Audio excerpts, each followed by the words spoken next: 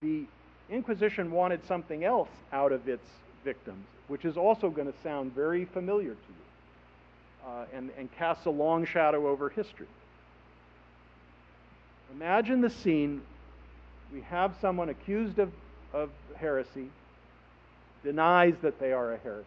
I'm a good Catholic, I'm not a heretic. This is never enough. Innocence of the charge of heresy was never an acceptable plea in the Inquisition, which was structured as a trial. It was a legal system. What the Inquisition wanted above all was a confession of guilt. The Inquisition referred to confession as the queen of proofs. It was the best way to prove that was someone guilty of the crime of heresy, because the evidence comes from the lips of the criminal himself or herself.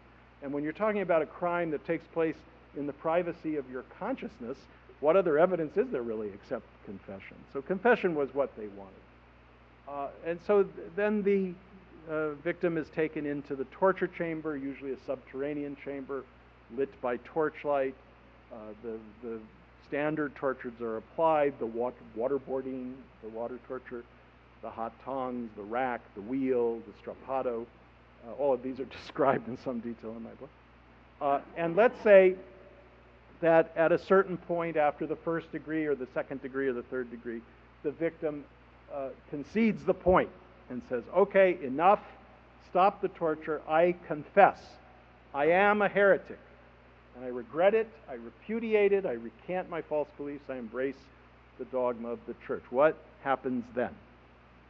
The inquisitor asks for a further testimony, further confession, which is regarded as the absolute requirement for an earnest confession. Failing this additional testimony, the confession so far is deemed to be insincere and insufficient and will be rejected. And what is that next thing? Do you know? Name names. The naming of names.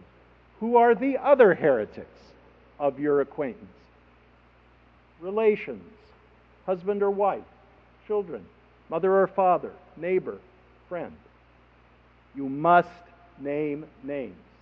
Now, this has an awful familiarity to us because of the Hollywood blacklist, and what I'm suggesting to you is it is precisely that parallel that applies here.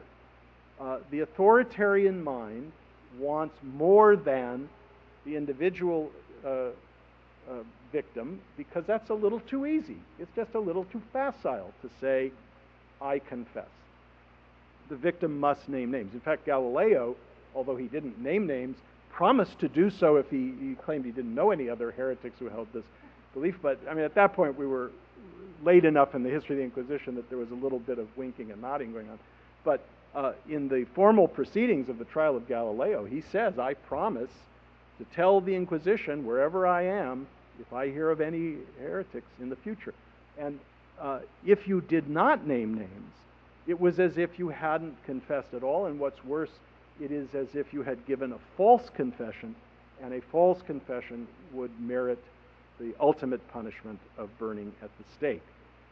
This is the heart and soul of the inquisitorial method, is to break the will of the so-called thought criminal, to humiliate and abase them, to reduce them to self-confession, and to cap that with denunciation of others.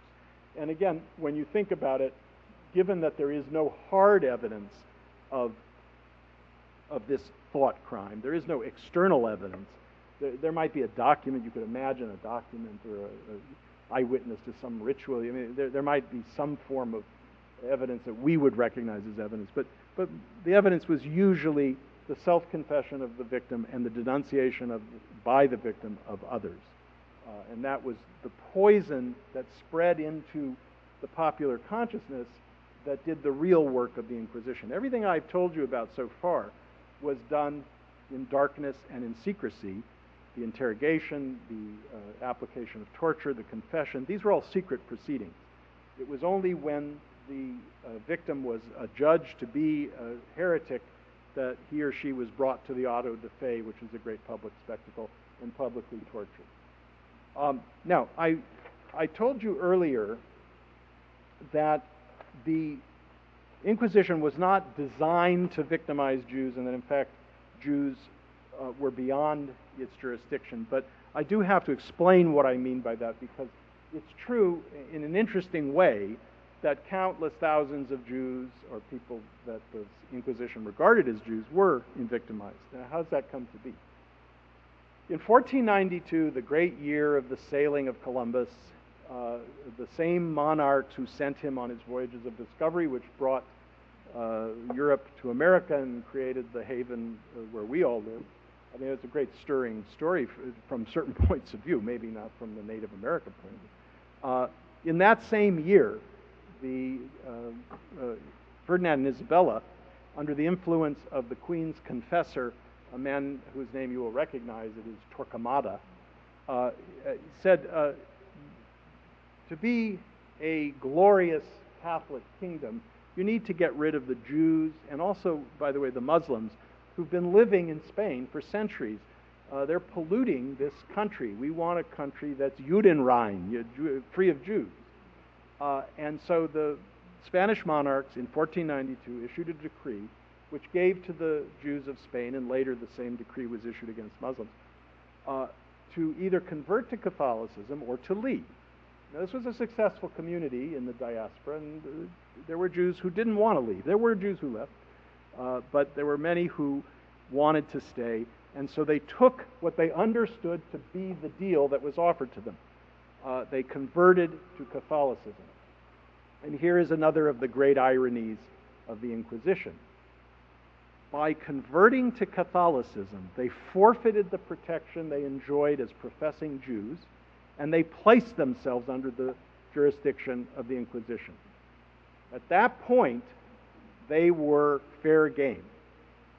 There was another principle at work here, and that was that the Inquisition, and in a larger sense, Spanish Catholic society, deeply held the conviction that there was no such thing as an earnest conversion of a Jew. You might say you had converted, but you didn't really mean it. The assumption that had to be disproven by evidence was that you were a secret Jew, a crypto Jew, or what was called a Marrano. Now, here is another irony. And by the way, let me play out that line of reasoning. If you were a Jewish convert to Catholicism, it was assumed you were still practicing Judaism, which made you a Christian heretic. And thus you could be arrested, tortured, and burned. The great irony here is that in Jewish tradition, precisely the same assumption has been held, that these were not earnest converted Jews. These were secret Jews.